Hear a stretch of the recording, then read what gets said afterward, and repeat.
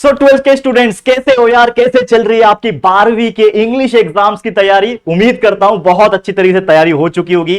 कई सारे लगातार वीडियोस आपको हम पिछले 2 दिन से लगातार बना के दे रहे हैं, चाहे वो पैसेज सीन पैसेज हो, चाहे वो सीन पोयम के हो, चाहे डुएट डायरेक्टेड जितने भी होते हैं उसके क्वेश्चन हो, ग्रामर के पार्ट हो, या फिर जो मोस्ट इंपॉर्टेंट माइंड मैपिंग हो, और एक सबसे ज्यादा डिमांड किए जाने वाला चीज जो कि है एप्रिसिएशन। तो फाइनली एप्रिसिएशन का वीडियो आ चुका है, ठीक है।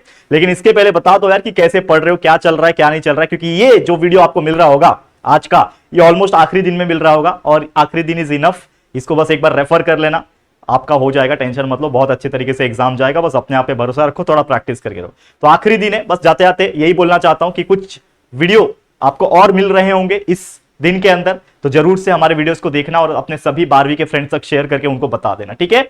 तो चलो ज्यादा टाइम नहीं लेंगे आपका, आप इस वीडियो को 1.5 की स्पीड पे लगा सकते हो अगर आपको टाइम बचाना है, क्योंकि देखो मेरा काम है सिर्फ और सिर्फ आपको कंटेंट देना और आप लोग को यहां पे पढ़ के जाना है, कुछ चीजें समझ के जाना है। होपफुली जो आज या फिर जो भी हम वीडियोस बनाते हैं उनमें से होपफुली अगर कुछ चीजें भी अगर आ जाती है तो मैं सोचूंगा कि यार हम सक्सेस हो गए। यही मेरा एक सपना है और यही मेरा इंटेंशन है कि आपको कुछ ना कुछ ऐसी चीजें प्रोवाइड करके दो अपने एंड से जो मुझे इंपॉर्टेंट लग रही है, तो वो आपको हेल्प हो सके आपके एग्जाम में अच्छे मार्क्स स्कोर करने के लिए। तो let's get started. Today's topic is nothing but 12th standard English most important appreciation. अगर आप देखोगे एप्रिसिएशन की अगर मैं बात करूं, कहां से आता है? पोयम में से आता है। पोयम कहां है? अगर आप देखोगे क्वेश्चन नंबर 3 पोयम का सेक्शन होता है। तो क्वेश्चन नंबर 3A जो होता है वो पूरा एक्टिविटी बेस्ड क्वेश्चन होता है। पोयम एक आपको एक्सट्रैक्ट दिया रहता है, पोयम का एक स्टैंजा दिया होता है आपको, और उसमें से बहुत सारे 5 क्वेश्चन होते हैं। तो उसके ऊपर एक seen poem, how to find answer from seen poem का एक पूरा वीडियो, कंप्लीट वीडियो जस्ट एक दिन पहले वीडियो अपलोड किया। अगर आपने नहीं देखा है तो मिस कर दिया तो प्लीज जाके चेकआउट कर लेना और फटाफट तरीके से भगा के देख लेना 1.5 के स्पीड पे। लेकिन जैसे क्वेश्चन नंबर 3B पे आओगे तो वहां पे एप्रिसिएशन होता है 4 मार्क्स के लिए, और यहां पे जो क्वेश्चन आता है वो एक्चुअली क्वेश्चन 3A से अलग होता है। यानी यहां पे जो पोयम का स्टैंजा दिया होता है वो अलग स्टैंजा होता है as compare to question number 3। तो ये जनरली 4 मार्क्स का होता है। कुछ इंपॉर्टेंट बताने वाला, वैसे तो आप जानते हो कि टोटल जो पोयम है आपके वो 8 पोयम है, ठीक है। लेकिन आज के इस वीडियो में लगभग 4 से 5 ऐसे पोयम आपको बताने वाला हूं और ऐसे उसके सॉल्यूशंस भी प्रोवाइड करूंगा जो आपको कहीं ना कहीं हेल्प करेगा। और एक और सबसे इंपॉर्टेंट चीज, आज का जो वीडियो बना रहा हूं भले ही सॉल्यूशन भी बहुत सारी चीजें डिस्प्ले करूंगा, लेकिन पूरा आपको चीजें समझ में नहीं आएगी क्योंकि एक्सप्लेनेशन तो करूंगा, लेकिन एग्जैक्टली अगर आपको याद करना है और आपको प्रॉपर पीडीएफ चाहिए उसका, तो जाओ टेलीग्राम ग्रुप में जाके चेकआउट कर लो। हमने रिसेंट में ही वहां पे अपलोड किया हुआ है टेलीग्राम ग्रुप में। तो टेलीग्राम ग्रुप 2 है हमारे, एक है मेन चैनल JR ट्यूटोरियल्स का टेलीग्राम ग्रुप, जैसे कि आप जानते हैं हमारा मेन चैनल 10वीं तक 11वीं 12वीं तक भी है, तो ये मेन चैनल है, उसका टेलीग्राम ग्रुप है। लेकिन इस चैनल के नाम से भी हमने नया एक टेलीग्राम ग्रुप बनाया जिसका नाम है JR कॉलेज। उस पर ज्यादा नहीं है बच्चे, 4K 4000 के आसपास सब्सक्राइबर्स है इस JR कॉलेज नाम के टेलीग्राम ग्रुप में। तो लिंक डिस्क्रिप्शन में दिया, जाके दोनों ही चैनल को ज्वाइन कर लो, क्योंकि वहां पे हम दोनों जगह पीडीएफ शेयर कर देंगे जो भी ये इंपॉर्टेंट मुझे लग रहा है, ठीक है। तो चलो लेट्स गेट स्टार्टेड। तो सबसे पहले ये समझेंगे कि ये क्वेश्चन नंबर 3 में पूछा कैसे जाता है। तो ये एप्रिसिएशन सीन पोयम का ऐसा क्वेश्चन आएगा कि write appreciation of a seen poem extract other than the question 3 है। मतलब क्वेश्चन 3 में जो रहेगा वो नहीं रहेगा, अलग रहेगा, और आपको लगभग 10 से 15 लाइन में उसको आपको पैराग्राफ फॉर्म में लिखना होगा। पैराग्राफ मतलब एक प्रॉपर तरीके से आपको लिखना पड़ेगा, बुलेट पॉइंट्स का इस्तेमाल बिल्कुल मत करना, प्रॉपर तरीके से लिखना, बताऊंगा कैसे, ध्यान देना। तो सबसे पहले जो भी स्टैंजा आएगा आपको उसको देख के समझ जाना होगा कि यार ये किस पोयम का है। तो आपको पता होना चाहिए कि वो किस पोयम का है। पहली बात तो अगर आपको ये सब चीज पता है कि वो किस पोयम का है और उस पोयम का टाइटल क्या है, तो आप जरूर से सबसे पहले लाइन में आप यही लिख सकते हो कि अच्छा ये दिस ये उसका पोयम है और इस पोएट ने उसको लिखा है। तो name of the poem and poet ये तो आपको लर्न होने चाहिए 8 के 8 के, लेकिन यहां पे कुछ मैं 5 लेके आया हूं जो मुझे इंपॉर्टेंट लग रहे हैं, तो उसको आप जरूर से एक बार रेफर कर लेना, ठीक है। चलो अब उसके बाद आपको क्या लिखना होता है? पोयम का फॉर्म लिखना होता है, उसका थीम क्या है, यानी पोयम के माध्यम से जो ऑथर है, जो पोएट है, वो क्या बोलना चाहता है, उसका सिग्निफिकेंस क्या है, ये आपको वहां पे लिखना होता है। उसकी पोएटिक स्टाइल्स क्या है, जैसे अगर आपको वहां पे अगर आप जाओगे तो आपको पता चलेगा कि ये फ्री वर्स है कि इसमें राइमिंग स्कीम है। तो अगर लैंग्वेज फीचर्स है, पोएटिक डिवाइस है, जैसे राइमिंग स्कीम है, उसमें क्या फिगर ऑफ स्पीच है, तो आपको मेंशन करना पड़ेगा कि अच्छा सिमिली है, अच्छा इन्वर्जन है, अच्छा ये एलिटरेशन है, रिपीटिशन है, जो भी है। फिर उसके पोएट जो पोयम है उसके माध्यम से क्या एक मैसेज देना चाहता है, इंस्पिरेशनल मैसेज क्या है, उसके वैल्यूज वो क्या देना चाहता है, उसमें क्या मोरल्स दिख रहा है, रिफ्लेक्ट हो रहा है, वो वहां पे आपको पॉइंट्स ऐड करने पड़ेंगे। और लास्ट में आप लास्ट के कुछ 3-4 लाइन के अंदर आप अपना ओपिनियन शेयर कर सकते हो, अपने थॉट प्रोसेस को शेयर कर सकते हो और एक क्रिटिकल इवैल्यूएशन कर सकते हो। तो इस प्रकार से अगर आप लिखोगे कम से कम 10-15 लाइन, 16, 17, 18 लाइन का अगर कंसेप्ट बनता है, पूरा एक पैसेज बनता है, तो कहीं ना कहीं आपको 4 में से 4 मार्क्स इजीली मिल सकते हैं। और बच्चा एप्रिसिएशन में 3-3.5 मार्क्स तो कहीं नहीं जाएंगे अगर आप अच्छे से मेहनत करोगे तो चलिए आइए देखते हैं कौन से है वो इंपॉर्टेंट एप्रिसिएशन मेरे एंड से जो आपको आ सकते हैं आपके एग्जाम में। तो सबसे पहला जो मैं आपको देने जा रहा हूं वो है 2.6 पोयम का, मनी पोयम। जैसा कि आप जानते हो मनी नाम का पोयम है, तो इसका ये वर्स दिया हुआ है, ये स्टैंजास आपको दिए हुए हैं ये पोयम का। ये क्या है? That is when I had money money oh I knew no joy till when I went poor for many a false man. तो अगर आपने ये पोयम को पढ़ा होगा तो आपको कहीं ना कहीं इसका कंसेप्ट पता होगा। इसी चीज को करना है और लिखना है हमें एप्रिसिएशन। तो यहां पे आप देख सकते हो ये रहा सॉल्यूशन। अब इतना सारा लिख के लाया मैंने, ऑब्वियसली यहां पे बोर्ड पे तो सब कुछ क्लैरिटी के साथ से नहीं दिखेगा, लेकिन ये सॉल्यूशन है। मैं आपको पहले इस क्वेश्चन का बताता हूं कि कैसे हमने लिखा, कैसे बनाया, उसको समझ लो। और उसके बाद ये तो सब चीज मैं पीडीएफ के फॉर्म में डाल दूंगा टेलीग्राम पे, टेलीग्राम ग्रुप ज्वाइन कर लेना, लिंक डिस्क्रिप्शन बॉक्स में दिया हुआ है। ठीक है, तो सबसे पहले जैसे मैंने बोला कि आपको शुरू कैसे करना है, आपको शुरू करना है पोयम के नाम से। तो मैं क्या बोल रहा हूं कि द पोयम मनी, और किसने लिखा है? पोएट ने, विलियम एच डेविस। तो मैं क्या बोलूंगा कि the poem money by William H Davies is a reflective piece that explores the poet experience of both wealth and poverty।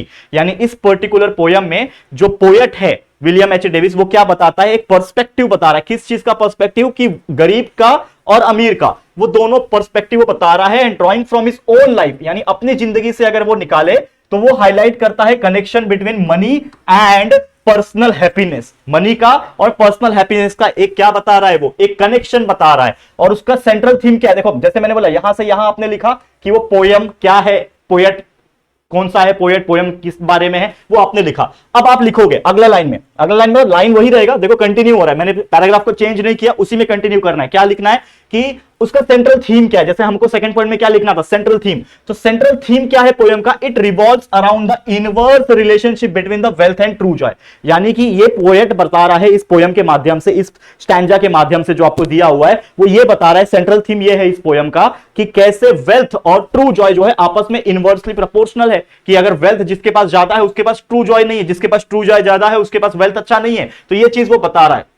And numerous, बहुत सारे फेक फ्रेंड होते हैं, फॉल्स फ्रेंड होते हैं जब वो रिच होता है। ठीक है ना, ये सब चीज। और जब पुअर होता है तो उसके पास क्या होते हैं? जेन्युइन फ्रेंड्स होते हैं। यहां पे उसने अपने मन से ये चीजें ऐड की है। फिर पोएट और क्या बताता है? It enhances the beauty of poem by employing various literary device. क्या क्या बता रहे हैं? लिटरेरी डिवाइस, यहां पे आप ये वर्ड भी लिख सकते हो, लिटरेरी डिवाइस की जगह पे आप लिख सकते हो कि वेरियस राइमिंग, या फिर माफ करना, figure of speech, various figure of speech. इस प्रकार से भी चीजें लिख सकते हो यहां पे कि various figure of speech such as, क्या क्या है? एलिटरेशन है उसमें। अब कैसे एलिटरेशन है आप जाओ, अगर आप देखोगे तो समझ में आ जाएगा ना यहाँ पे कि मनी आ रहा है, मनी रिपीटेशन भी आ रहा है, मनी आ रहा है, आपको देखने को मिल रहा है। तो ऐसे बहुत सारी चीजें, मेनी, मैन, ठीक है ना, फॉल्स का एफ और एफ, तो बहुत सारी चीजें रिपीट हो रही है। मतलब क्या है?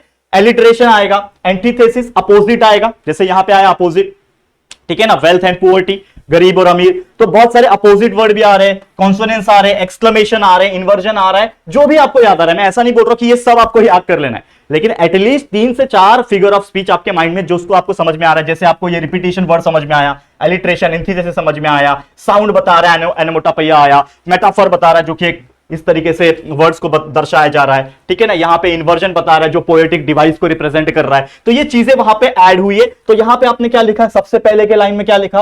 आपने बताया पोयम कौन सा है, पोएट क्या है, क्या बोलना चाहता है, किस बारे में। फिर आपने सेंट्रल थीम बताया, बीच में आपने पैराग्राफ में क्या लिखा? थीम लिखा। उस पोयम का थीम क्या है, किस बारे में है, अमीर गरीब के बारे में, ये आपने लिखा। उसके बाद धीरे धीरे करके आप पोएटिक डिवाइस पे आए कि अच्छा हाँ इसमें ये वाला राइमिंग है, ये है, फिगर ऑफ स्पीच है, आपने देखा किस प्रकार से, और भी बहुत सारी चीजें। तो ऐसे ऐसे ये चीजें बताना है। फिर क्या बताया कि पोयम लिखा कैसे? Poem is written in the simple narrative style, मतलब जैसे पोएट ने नैरेट किया है उस हिसाब से लिखा हुआ है। और ये ट्रू हैप्पीनेस के बारे में बताता है, जो wealth from but having sincere and loyal people in life. I believe that poor man despite lacking material wealth is rich in the trust sense. इसने ऐसा बताया। फिर the poet consists of 5 quatrains, मतलब एक स्टैंजा बोलते हैं ना, उसके हिसाब से यहाँ पे 5 quatrains दिया हुआ है। एंड उसमें अगर आप देखोगे जो राइमिंग स्कीम है वो है ए बी सी डी।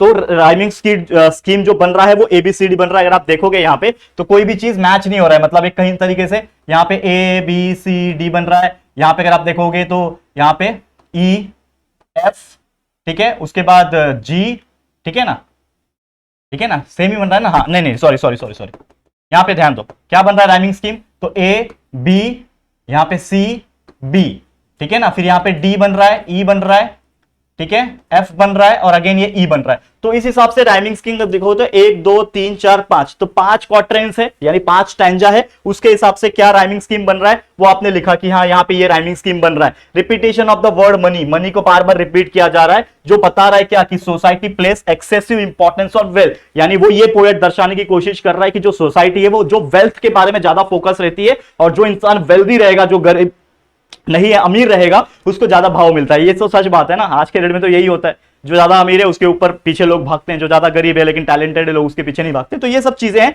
जो आप यहां पे लिख सकते हो। तो इस तरीके से ये जो पहला टॉपिक था 2.6 जो कि मनी था, इसके ऊपर एप्रिसिएशन पूछने के चांसेस बहुत तगड़े हैं, इस बार बहुत तगड़ा चांसेस है, तो जाके जरूर से याद कर लो। वैसे तो ये जो सॉल्यूशन है ये आप लिख सकते हो एग्जाम में, इसमें थोड़ा बहुत चेंजेस भी कर सकते हो, कोई दिक्कत की बात नहीं है। हमने भी ऑलमोस्ट ये चीज बहुत सारी बोलते ना चैट जीपीटी एंड जो प्रॉपर प्रॉम्प्ट वगैरह डाल के बहुत दिमाग लगा के बनाया हुआ है, ठीक है। तो आप जरूर से इसको रेफर कर सकते हो, कोई दिक्कत की बात नहीं है, ठीक है बच्चा। चलिए आगे जाते हैं और बढ़ते हैं नेक्स्ट टॉपिक पे। तो नेक्स्ट क्या है 2.1, जो पहला ही पोयम है आपका 2.1, song of the open road. तो ये भी एक बहुत ही ब्यूटीफुल पोयम है जो ओपन रोड के बारे में बता रहा है, एक सॉन्ग है, यहाँ पे आप देख सकते हो, ठीक है। तो ये आपको दिया हुआ रहेगा और इसके बेस पे आपको एप्रिसिएशन लिखना है। तो ये रहा एप्रिसिएशन। तो क्या लिखा उसमें कि जो ये सॉन्ग है या फिर पोयम है जिसका नाम है ओपन रोड, किसने लिखा हुआ है, पोएट का नाम आपको याद रहना चाहिए। तो मैंने आपको बोला कि पोयम और पोएट के नाम आठों के आठों याद कर लो। तो किसने लिखा है, वॉल्ट विटमैन ने लिखा है, जो कि एक रिनोन्ड ट्रैवल पोएट है, ठीक है, जो सेलिब्रेट कर रहा है क्या, freedom and escaping the monotony of routine life, routine life को पीछे छोड़ रहा है। ये पोयम क्या बता रहा है, it urge readers to embrace the open road, मतलब एक रास्ता खुला हुआ जो होता है ना ओपन रोड, एंड लाइफ के अपॉर्चुनिटीज को कैसे एक्सप्लोर कर सकते हैं, ये चीज दर्शा रहा है। जो पोएट है विटमैन, ये प्रेजेंट करता है रोड को कैसा, as a symbol of limitless possibility. जैसे हम लोग बोलते हैं ना मेरा ओपन रोड है, मतलब मैं कहीं भी जा सकता हूं, मेरा रास्ता क्लियर है। तो उस हिसाब से ये अपॉर्चुनिटीज के बारे में बता रहा है, पीपल को बता रहा है कि chance to journey wherever they desire. The poem is written in free verse. देखो ये बहुत इंपॉर्टेंट चीज है, अगर आपको लगेगा कि ये पोयम में कोई भी राइमिंग स्कीम नहीं बन रही है, ठीक है, तो ये बोल सकता हूं मैं कि ये फ्री वर्स है, मतलब इसमें it does not adhere the strict rhyming scheme, इसमें कोई भी राइमिंग स्कीम नहीं बन रहा है, तो आप फ्री वर्स लिख सकते हो। एंड लाइंस भी वैरी कर रही है लेंथ में, तो ये लिखा। फिर विटमैन ने क्या बोला, इनकॉर्पोरेट सेवरल पोएटिक डिवाइस। क्या क्या आ रहा है पोएटिक डिवाइस, यानी आपका जो राइमिंग माफ करना क्या बोलते हैं पोएटिक डिवाइस को, फिगर ऑफ स्पीच जो आ रहा है, आप पोएटिक डिवाइस के बदले फिगर ऑफ स्पीच भी मेंशन करोगे तो भी चलेगा। तो फिगर ऑफ स्पीच क्या क्या आ रहा है, एग्जांपल एलिट्रेशन आ रहा है, एंटीथेसिस आ रहा है, कॉन्सोनेंस आ रहा है, इन्वर्जन आ रहा है, मेटाफर आ रहा है, पैराडॉक्स आ रहा है। तो जो भी आपको दिख रहा है इस पोयम के अंदर, इस पोयम के अंदर जो भी आपको दिख रहा है कि भाई इसके अंदर एंटीथेसिस भी आ रहा है, ठीक है ना, बहुत सारी ऐसी चीजें हैं जो आपको पता चलेगी कि भाई सिमिली है, एलिट्रेशन है, रिपीटेशन है। तो ये देख के आपको एक आइडिया लग जाएगा, ठीक है ना,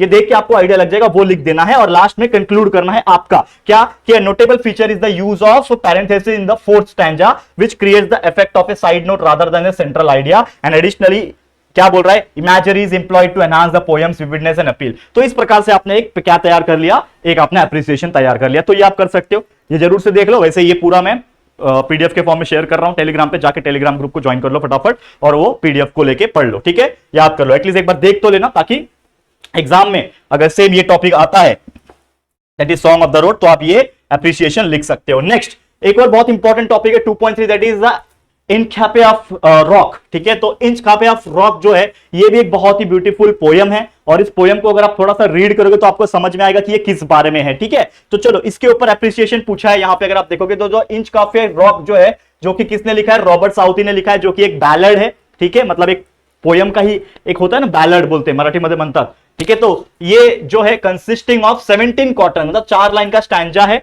और 17 बहुत बड़ा पोयम है। अगर आप इसको रीड करोगे, इसका मेन सेंट्रल थीम क्या है पोयम का कि ये जो है जो कमिट करता है evil deeds ultimately face their downfall by fate, यानी कि अगर किसी ने बुरा काम किया है, किसी के लिए भी उसने अगर बुरा काम किया है, तो एक दिन ऐसा आएगा कि उसका अपने आप पतन होना शुरू हो जाएगा। पतन मतलब डाउनफॉल होना शुरू हो जाएगा। अगर जिसने भी ईमानदारी से काम किया है, किसी के वो बुरा नहीं पहुंचाया है, किसी को हर्ट नहीं किया है, तो वो ऑटोमेटिकली ग्रो करेगा। तो इसका मानना ये था, ठीक है। इसने क्या बोला कि ये पोयम नैरेटिव स्टाइल में लिखा हुआ है, ठीक है, राइमिंग कपलेट पैटर्न का यूज किया है इसमें, राइमिंग स्कीम है double A double B A A B B. अगर आप देखोगे तो देखो स्टैंड लैंड, फिर soon sorry A A stand land A A, ये बी बी, वैसे आप देखोगे रोर शोर, ठीक है ना।